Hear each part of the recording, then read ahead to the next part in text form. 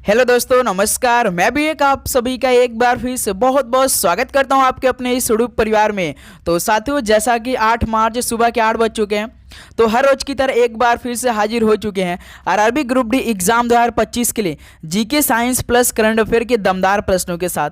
तो साथ ही आज की सेशन में टोटल 50 क्वेश्चन को डिस्कस करेंगे और आप सभी का सही करने का टारगेट है 50 प्रश्न में से 35 प्रश्न होने वाले हैं। तो साथ ही आज की सेशन में करंट अफेयर के बिल्कुल नए प्रश्न देखने को मिलेगा जो आपके हाल ही फिलहाल जनवरी फरवरी में हो चुके हैं, प्लस इस बार जो आपका एग्जाम होने वाले हैं जुलाई या अगस्त के महीने में, तो जितने भी करंट अफेयर के सवाल आएंगे रेलवे के एग्जामों में, आप देखेंगे लगभग 6 से 7 महीने पहले के सवाल पूछते हैं। तो अब साथ ही जो हम क्लास में प्रश्न देखेंगे, जो करंट अफेयर के सवाल देखेंगे वो लगभग अभी से स्टार्ट कर देंगे, क्योंकि आपका एग्जाम कंफर्म हो चुका है कि जुलाई या अगस्त के महीने में हो सकता है। क्योंकि दोस्त इस समय मार्च का महीना चल रहा है जो कि आरपीएफ का एग्जाम चल रहे हैं, जो कि 18 मार्च तक चलने वाली है। उसके बाद एएलपी सीबी2 का पेपर हो जाएगा जो कि 19 और 20 मार्च को। तो लगभग एक हफ्ते पहले जो एनटीपीसी का एग्जाम होने वाला था कि कितने फॉर्म अप्लाई हुए हैं, उसका भी आरटीआई का रिप्लाई आ चुका है कि लगभग 58 से 59 लाख फॉर्म अप्लाई हो चुके हैं।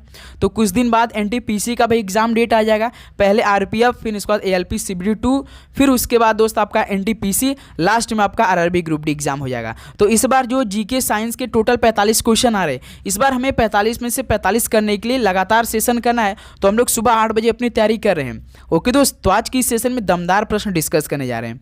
तो चलिए बिना टाइम वेस्ट करते हुए इस सेशन को स्टार्ट करते हैं। तो देखिएगा आप सभी का आज की सेशन से 50 प्रश्न में से कितना स्कोर रहा।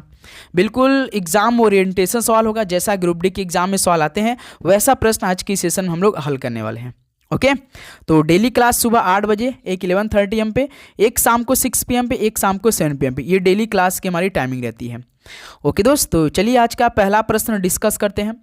तो देखिए दोस्त, पहला प्रश्न, एक राष्ट्र एक चुनाव विधेयक को जेपीसी को भेजा गया है, विधेयक का नाम क्या है? तो एक राष्ट्र एक चुनाव का मतलब क्या है? तो यहाँ पे जो लोकसभा और राज्यसभा विधानसभा को चुनाव होता है, तो एक साथ कराने का प्रस्ताव है एक राष्ट्र एक चुनाव का। तो इसमें जो विधेयक है इसका नाम क्या है? तो संविधान 129वां संशोधन यानी 2024।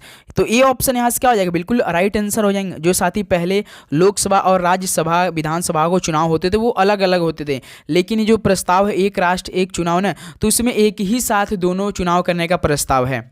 तो इसमें ये है। ओके, तो पहले का ये ऑप्शन क्या हो जाएगा? बिल्कुल राइट आंसर हो जाएंगे। ये दोस्त संविधान का 129वां संशोधन है 2024 का। तो ध्यान देंगे, ये सवाल बन सकता है पेपर में, चाहे आप एनटीपीसी का दे, चाहे आप आरपीएफ का दो इस समय, या आप चाहे ग्रुप डी का एग्जाम दे। ओके, तो चलिए नेक्स्ट अगला सवाल देखते हैं। क्वेश्चन नंबर 2, 2011 की जनगणना के अनुसार निम्नलिखित में से कौन सा राज्य भारत का सबसे कम साक्षर राज्य है? 2011 की जनगणना के अनुसार कौन सा राज्य भारत का सबसे कम साक्षर राज्य है? तो याद रखिए बिहार राज्य है। बी ऑप्शन क्या हो जाएगा? बिल्कुल राइट आंसर हो जाएंगे। तो साथ ही आप सवाल बताएंगे कि 2011 की जनगणना के अनुसार भारत का सबसे अधिक साक्षर वाला राज्य कौन सा है? यहाँ पे कम पूछा है, लेकिन हम आप सभी से पूछ रहे हैं कि सबसे अधिक साक्षरता वाला राज्य कौन सा है। चलिए नेक्स्ट अगला सवाल बताइए। क्वेश्चन नंबर 3, गणगौर एक भारतीय त्यौहार है जो प्रमुख रूप से ये किस राज्य में मनाया जाता है? गणगौर एक भारतीय त्यौहार है जो प्रमुख रूप से किस राज्य में मनाया जाता है? राजस्थान, हिमाचल प्रदेश, त्रिपुरा या अरुणाचल प्रदेश में? तो याद रखिए दोस्त, गणगौर राजस्थान में मनाया जाता है। ऑप्शन क्या हो जाएगा? बिल्कुल राइट आंसर हो जाएंगे। प्रमुख रूप से बात क्या है? तो प्रमुख रूप से राजस्थान में ही मनाया जाता है गणगौर त्यौहार। चलिए नेक्स्ट अगला सवाल देखते हैं दोस्त। क्वेश्चन नंबर 4 क्या दिया है? प्रार्थना समाज या प्रेयर सोसाइटी जो एक धार्मिक और सामाजिक सुधार था, इसकी स्थापना 1863 में कहाँ पर हुई थी? तो प्रार्थना समाज या प्रेयर सोसाइटी जो एक धार्मिक और एक सामाजिक सुधार था, इसकी स्थापना 1863 में कहाँ पर हुई थी? तो याद रखिए बॉम्बे, जो कि अब मुंबई है। तो डी ऑप्शन क्या हो जाएगा? बिल्कुल राइट आंसर हो जाएंगे। चलिए नेक्स्ट अगला सवाल देखते हैं। क्वेश्चन नंबर 5, भारत का राष्ट्रीय खेल दिवस किस तारीख को मनाया जाता है? तो भारत का राष्ट्रीय खेल दिवस मेजर ध्यानचंद जी के जन्म दिवस में मनाया जाता है, जो कि साथ ही 29 अगस्त को मनाया जाता है। डी ऑप्शन क्या हो जाएगा? बिल्कुल राइट आंसर हो जाएंगे। तो साथ ही लास्ट में आप जरूर बताइएगा कि आप सभी का 50 प्रश्नों में से कितना स्कोर रहा आज की सेशन से। चलिए नेक्स्ट अगला सवाल देखते हैं। क्वेश्चन नंबर 6, निम्नलिखित में से कौन भारत में एक शक शासक 130 से लेकर 150 ईस्वी तक था? बताइए कौन भारत में एक शक शासक था जो कि 130 से 150 तक था? अशोक, रुद्रदमन, मीनांडर या बिंदुसार? तो याद रखिए दोस्त, रुद्रदमन था। बी ऑप्शन क्या हो जाएगा, बिल्कुल राइट आंसर हो जाएंगे। चलिए नेक्स्ट अगला सवाल देखते हैं, क्वेश्चन नंबर 7। भारतीय संविधान के कौन सा भाग ब्रिटिश संविधान से लिया गया है? ये इंपॉर्टेंट सवाल बनेंगे पेपर के लिए। तो बताइए भारतीय संविधान के कौन सा भाग ब्रिटिश संविधान से लिया गया है? तो साथ ही मंत्रिमंडल सरकार का सिद्धांत एवं कार्यपालिका और विधायिका के बीच संबंध, ये किस देश के संविधान से लिया गया है? तो ब्रिटिश संविधान से लिया गया है। बी ऑप्शन क्या हो जाएगा, बिल्कुल राइट आंसर हो जाएंगे। ओके, चलिए अगला सवाल देखते हैं, क्वेश्चन नंबर 8 देखिए। मोहनजोदड़ो के विशाल स्नानागार की आकृति कैसी थी? तो मोहनजोदड़ो के विशाल स्नानागार की आकृति कैसी थी? आयताकार, वर्गाकार, वृत्ताकार या दीर्घ वृत्ताकार? मोहनजोदड़ो के विशाल स्नानागार की आकृति कैसी थी? तो याद रखिए आयताकार थी। ऑप्शन ए क्या हो जाएगा यहाँ से, बिल्कुल राइट आंसर हो जाएंगे। चलिए नेक्स्ट अगला नंबर देखते हैं, क्वेश्चन नंबर 9। टाइम पत्रिका द्वारा 2024 के लिए पर्सन ऑफ द ईयर किसे नामित किया गया था? तो टाइम पत्रिका द्वारा 2024 के लिए पर्सन ऑफ द ईयर किसे नामित किया गया था? तो याद रखिएगा डोनाल्ड ट्रंप को किया गया था। डी ऑप्शन क्या हो जाएगा, बिल्कुल राइट आंसर हो जाएंगे। तो बताइए दोस्त, डोनाल्ड ट्रंप अमेरिका क्या है? इस सवाल का राइट आंसर बताइए। एक बार फिर से इन्होंने चुनाव जीत लिया है दोस्त अमेरिका का। तो बताइए किस पद के लिए इन्होंने चुनाव जीता था अमेरिका के लिए? डोनाल्ड ट्रंप इस समय वर्तमान में वो क्या है? चलिए दोस्त नेक्स्ट अगला नंबर देखते हैं, क्वेश्चन नंबर आपका देखिए 10 क्या दिया है। आर्य समाज सुधार आंदोलन की स्थापना इनमें से किसने की थी? आर्य समाज सुधार आंदोलन की स्थापना इनमें से किसने की थी? तो साथ ही याद रखिए स्वामी दयानंद सरस्वती जी के द्वारा आर्य समाज और सुधार आंदोलन की स्थापना की गई थी। ऑप्शन यहाँ से क्या हो जाएगा, बिल्कुल राइट आंसर हो जाएंगे। चलिए नेक्स्ट अगला नंबर देखते हैं, क्वेश्चन नंबर 11। उपराष्ट्रपति जगदीप धनखड़ ने किस शहर में भारत के पहले भूभाग विज्ञान संग्रहालय का उद्घाटन किया? तो उपराष्ट्रपति जगदीप धनखड़ ने किस शहर में भारत के पहले भू विज्ञान संग्रहालय का उद्घाटन किया? पटना, लखनऊ, जयपुर या ग्वालियर शहर में? तो याद रखिए दोस्त, जो उपराष्ट्रपति साहब जगदीप धनखड़ हैं, इन्होंने भारत के पहले भू विज्ञान संग्रहालय का उद्घाटन ग्वालियर में किया है। डी ऑप्शन क्या हो जाएगा, बिल्कुल राइट आंसर हो जाएंगे। चलिए नेक्स्ट अगला नंबर बताइए, क्वेश्चन नंबर 12 देखिए। भारत का प्रथम विधि अधिकारी इनमें से कौन होता है? तो साथ ही उम्मीद करूंगा आपको हर एक प्रश्न बहुत अच्छी तरीके से समझ में आ रहेंगे। तो साथ ही आप हर एक प्रश्न का जवाब जरूर देते चलेंगे कमेंट बॉक्स में, इससे आपकी तैयारी होगी। प्लस आपको यहाँ से टेस्ट भी देने का मौका होगा, क्योंकि जब भी आप हर एक प्रश्न का जवाब देंगे तो आपकी तैयारी और भी यहाँ से अच्छी होती है। तो भारत का प्रथम विधि अधिकारी इनमें से कौन होता है? तो महान्यायवादी होते हैं। डी ऑप्शन क्या हो जाएगा, बिल्कुल राइट आंसर हो जाएंगे। चलिए नेक्स्ट अगला सवाल देखते हैं, क्वेश्चन नंबर 13। मिन्हाज ए सिराज ने निम्नलिखित में से किस शासक का इतिहास लिपिबद्ध किया था? तो मिन्हाज ए सिराज ने किस शासक का इतिहास लिपिबद्ध किया था? तो याद रखिए रजिया सुल्तान का। बी ऑप्शन क्या हो जाएगा, बिल्कुल राइट आंसर हो जाएंगे। तो रजिया सुल्तान किसकी बेटी थी? तो इल्तुतमिश की बेटी थी। तो याद रखिएगा आप लोग। चलिए नेक्स्ट अगला नंबर देखते हैं, क्वेश्चन नंबर 14।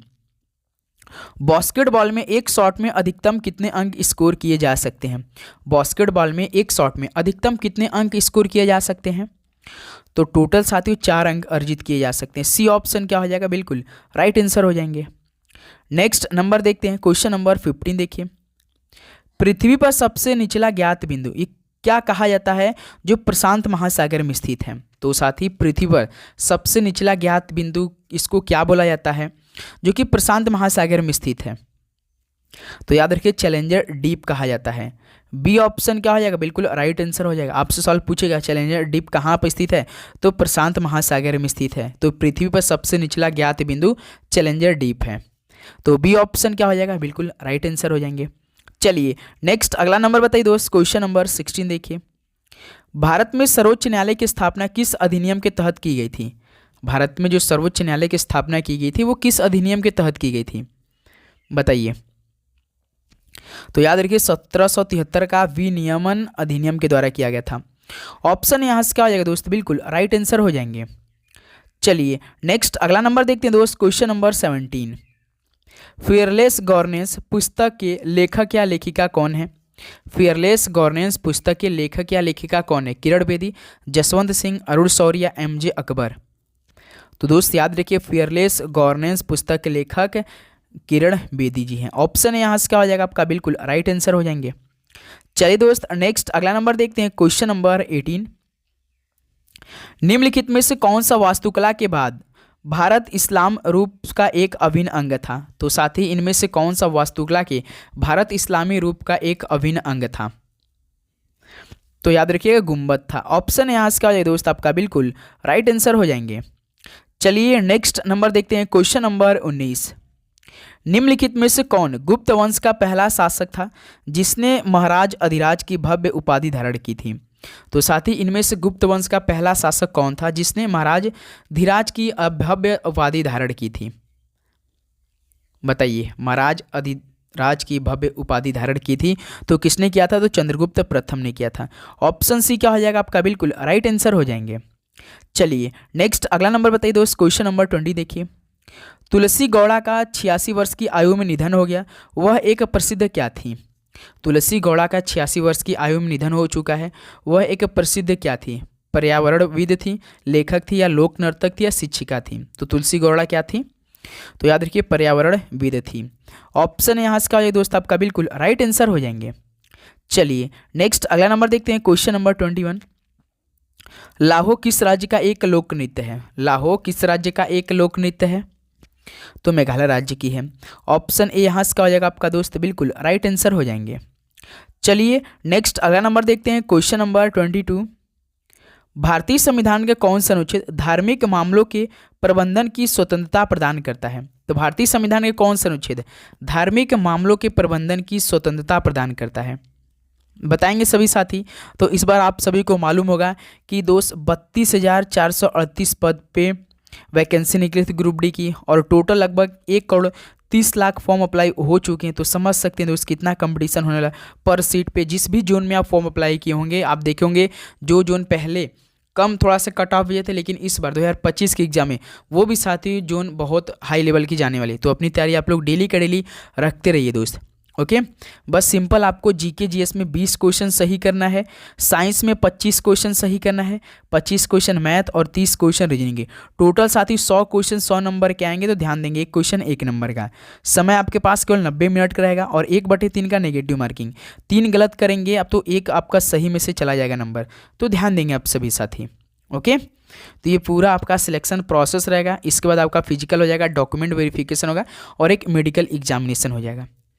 तो ध्यान देंगे आप लोग। देखिए क्वेश्चन नंबर 22 बताइए, भारतीय संविधान का कौन सा अनुच्छेद धार्मिक मामलों के प्रबंधन की स्वतंत्रता प्रदान करता है? तो अनुच्छेद 26 चौथा।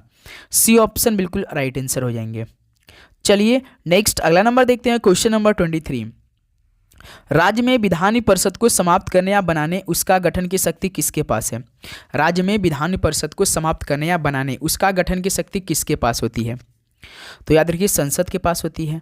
ऑप्शन ए यहाँ से क्या हो जाएगा दोस्त बिल्कुल राइट आंसर हो जाएंगे। चलिए नेक्स्ट अगला नंबर देखते हैं, क्वेश्चन नंबर 24। स्वर्ण जयंती ग्राम स्वरोजगार योजना SGSY किस वर्ष में शुरू की गई थी? तो स्वर्ण जयंती ग्राम स्वरोजगार योजना किस वर्ष में स्टार्ट की गई थी? तो 1999 में स्टार्ट की गई थी। बी ऑप्शन क्या हो जाएगा दोस्त बिल्कुल राइट आंसर हो जाएंगे। नेक्स्ट अगला नंबर देखते हैं दोस्त, क्वेश्चन नंबर 25 देखिए। कथकली किस भारतीय राज्य का शास्त्रीय नृत्य है? कथकली किस भारतीय राज्य का शास्त्रीय नृत्य है ये? तो याद रखिए दोस्त केरल राज्य की है। बी ऑप्शन क्या हो जाएगा बिल्कुल राइट आंसर हो जाएंगे। नेक्स्ट अगला नंबर बताइए दोस्त, क्वेश्चन नंबर 26 देखिए। जर्मेनियम का प्रयोग सामान्यतः किसमें किया जाता है? जर्मेनियम का प्रयोग सामान्यतः किसमें किया जाता है? विद्युत रोधी, मंदक, अर्धचालक या चालक में? बताइए। जर्मेनियम का प्रयोग सामान्यतः किसमें किया जाता है? तो अर्धचालक में किया जाता है।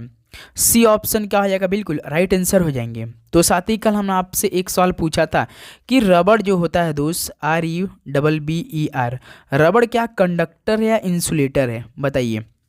कंडक्टर का मतलब जिसमें करंट बिल्कुल आसानी से पास हो सकते हैं, इंसुलेटर मतलब जिसमें करंट पास नहीं हो पाता है। तो जर्मेनियम का प्रयोग सामान्यतः अर्धचालक में किया था। रबड़ का अब बताएं सी है या आई है, बस इतना कमेंट करके बताइए, समझ जाएंगे। नेक्स्ट 27 नंबर बताइए दोस्त, निम्नलिखित में से वे 2 तत्व कौन हैं जिनसे बहुत बड़ी संख्या में यौगिक तैयार किए जा सकते हैं? तो साथ ही वे 2 तत्व कौन से हैं जिनसे बहुत बड़ी संख्या में यौगिक तैयार किए जा सकते हैं? बताइए। मोस्ट इंपॉर्टेंट सवाल है ये। तो याद रखिए कार्बन और हाइड्रोजन है। ऑप्शन ए क्या हो जाएगा आपका बिल्कुल राइट आंसर हो जाएंगे।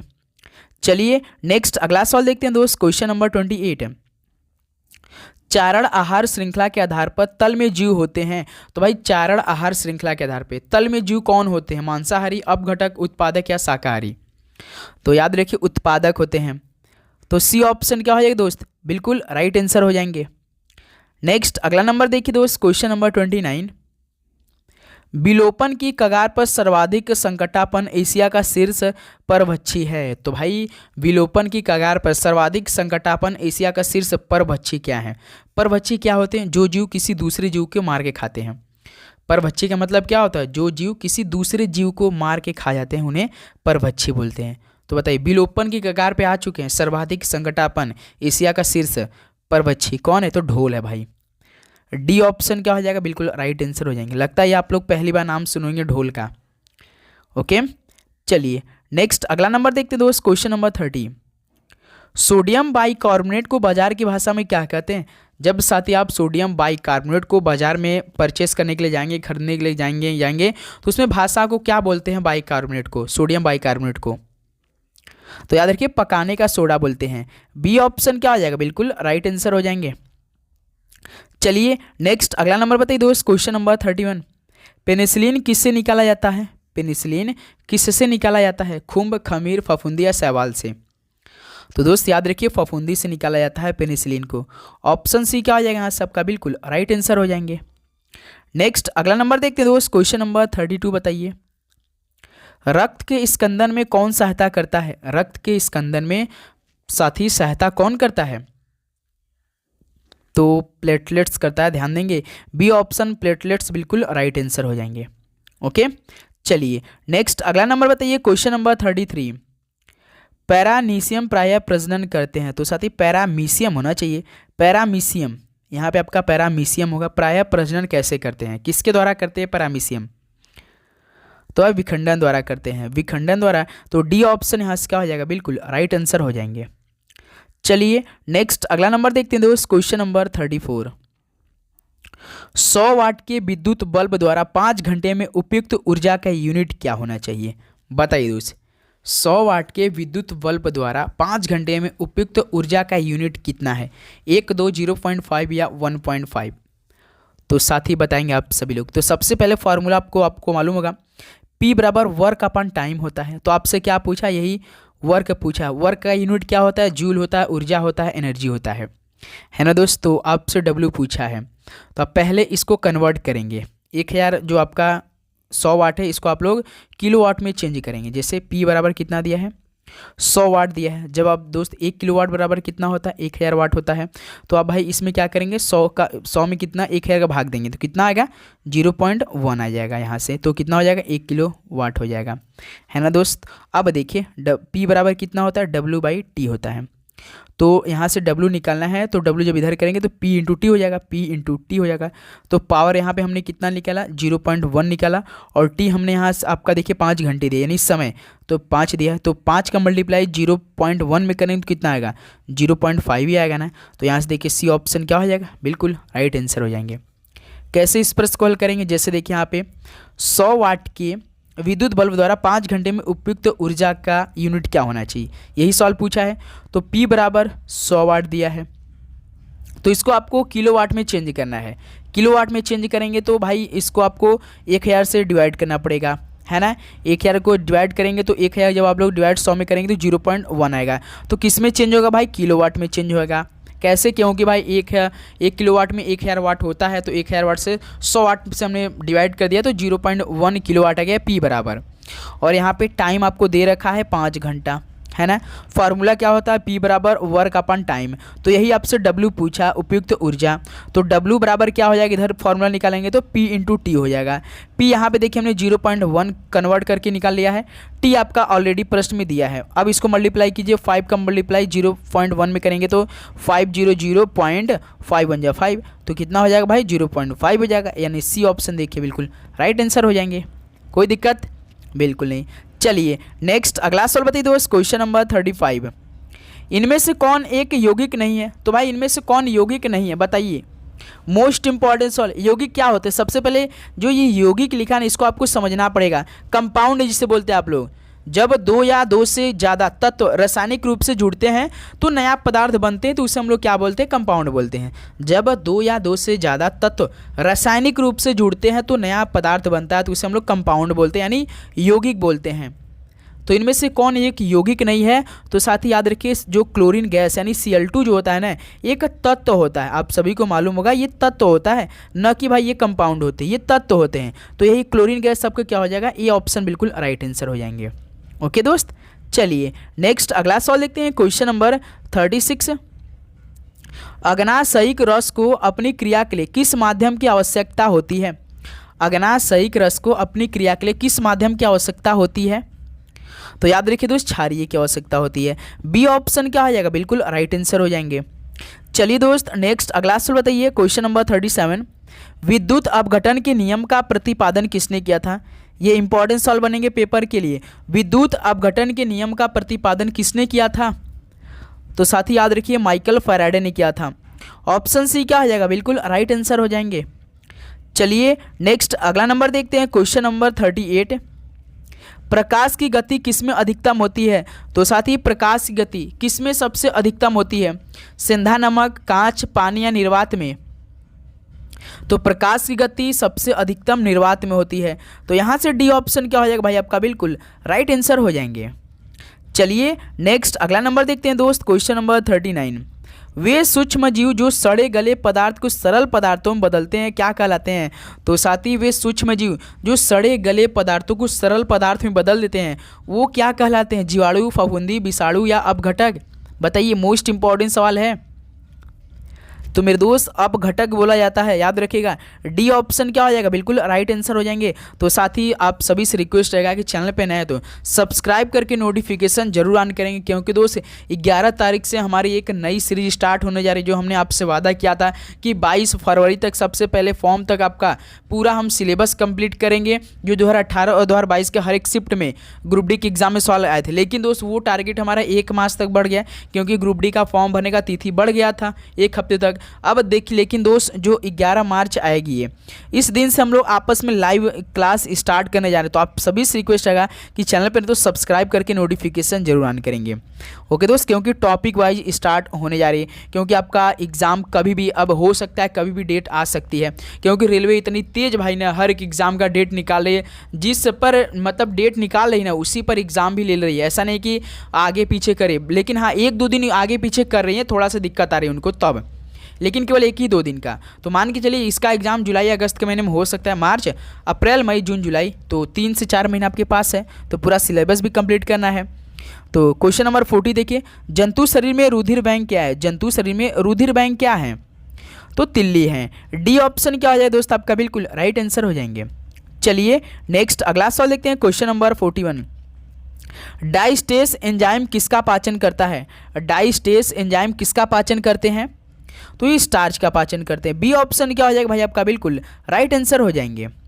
चलिए दोस्त नेक्स्ट अगला सवाल देखते हैं। क्वेश्चन नंबर 42, हमारे शरीर को ऊर्जा किससे प्राप्त होती है? तो साथ ही हमारे शरीर को ऊर्जा किससे प्राप्त होती है? लगभग 50 से 70% तक होता है इसमें। प्रोटीन, विटामिन, कार्बोहाइड्रेट, एंजाइम में?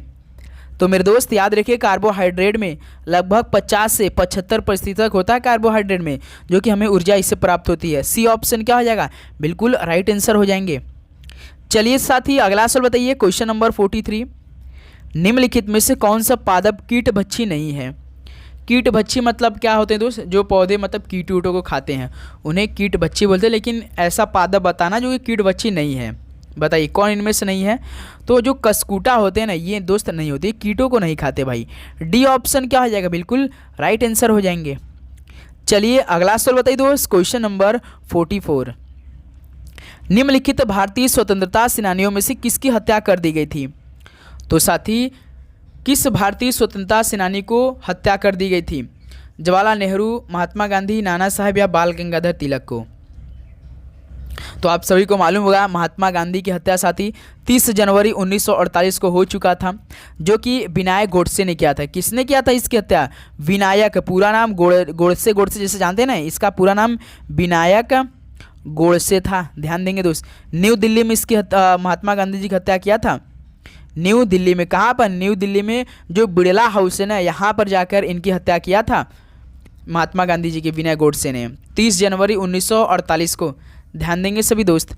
ओके, चलिए नेक्स्ट अगला नंबर देखते हैं दोस्त, क्वेश्चन नंबर 45। निम्नलिखित में से कौन सा भारत का एकमात्र सक्रिय ज्वालामुखी द्वीप है? तो साथ ही भारत का एकमात्र सक्रिय ज्वालामुखी द्वीप कौन सा है?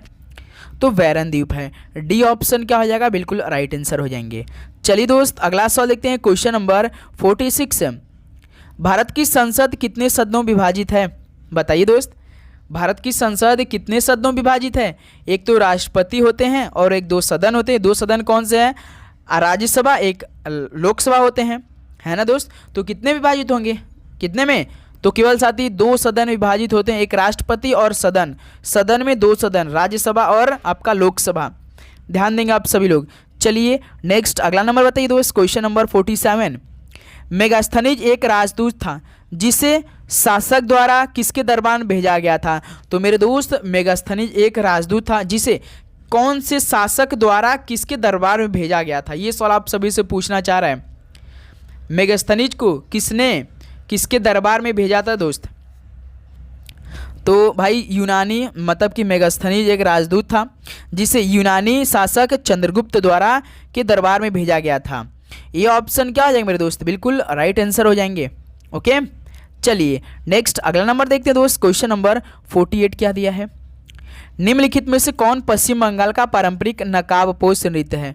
तो साथ ही बताइए कि पश्चिम बंगाल का पारंपरिक नकाबपोश नृत्य कौन सा है?